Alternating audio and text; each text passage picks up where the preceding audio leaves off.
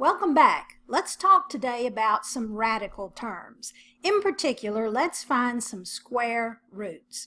Now, many square roots you can tell by factoring or just looking at them because they're perfect square numbers, but in this course, sometimes we may have to go to a calculator.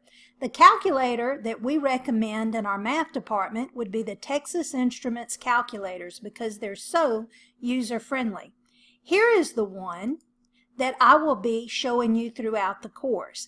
It is the Texas Instruments TI 30X2S. It's a very inexpensive calculator. New, it runs from around $10 to $13, $14 at any of your local department stores, and you can even find them used on eBay and other sites. Some students will even be selling them. So check them out. They're very rugged, so it's hard to break one, and they're very handy and user-friendly. Now, when we look at square roots, if we go to that calculator to take the square root of a number on that particular model of the TI calculator, one would first have to press the second function key. Let me get this to right here, second, and then you would have to press the key that looks like this, x squared. When you press those two keys in sequence, you will see the square root symbol, which is also called the radical symbol, appear. Now, when taking square roots, it is interesting to note that we normally take the principal square root and the negative square roots.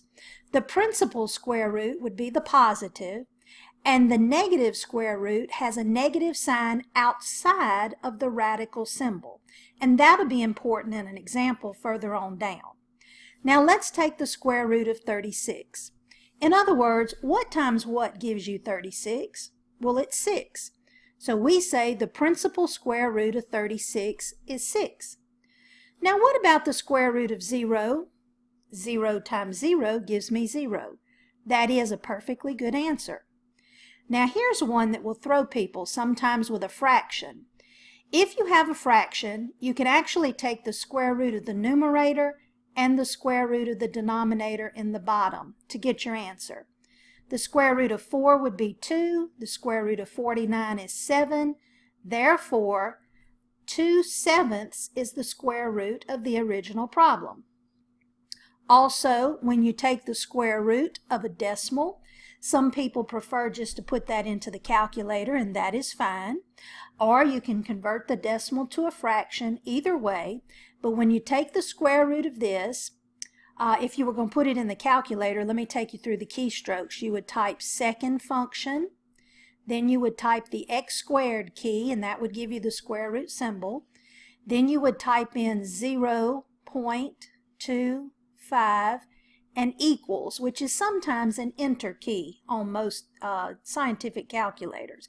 Any scientific calculator will suffice for this course, though.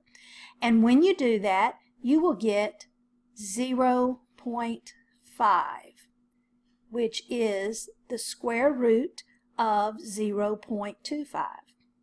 Now, when you take the square root of a variable with an exponent, it is important to remember that you will actually take the exponent and divide by 2, because 2 is the principal square root of the radical. So 6 divided by 2 is 3, so my square root of x6 would be x to the third. Now, if you have one like 9x to the 12th, the square root of 9 is equal to 3, and then 12 divided by 2 is 6, so that would be x to the 6th. Then, next to last problem, since that negative is out in front, that means you will hold that negative out in front of your final answer, and then just put the square root of 81, which is 9. So my answer is -9. However, if you see a problem like this last one, where the negative sign is underneath the radical symbol, that means there is no solution. If you try putting that in a calculator, it'll give you an error message because it's not workable with real numbers. So the square root of any negative radicand is not a real number.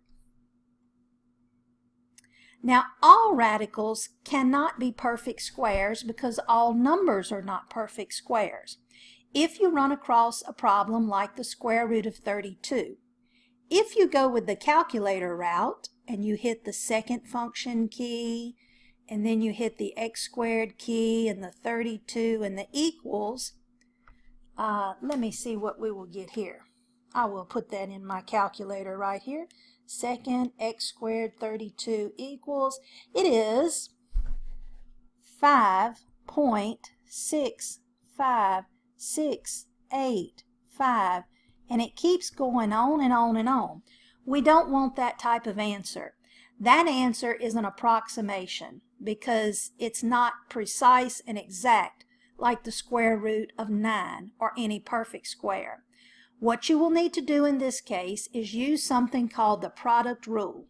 The product rule says take the original problem, the radicand, the 32, and divide it by a perfect square number. Now remember, your perfect square numbers would be numbers like 1, because 1 times 1 is 1, 4, because 2 times 2 is 4, 9, obviously 3 times 3, 16, 25, 36, 49, and you get the picture. Okay, perfect square numbers. I need to divide 32 by a perfect square number, the largest perfect square. And I noticed that the 16 would work, because if I divide 32 by 16, it's 16 times 2. So I can break apart the 32 and call it square root of 16 and square root of 2, since 16 times 2 is 32. Now the square root of 16 is 4, and the square root of 2 is not perfect, so you leave it as the radical 2. My answer then would be written as 4 in front and then followed by square root of 2. Hope this helps you solve and simplify those radicals.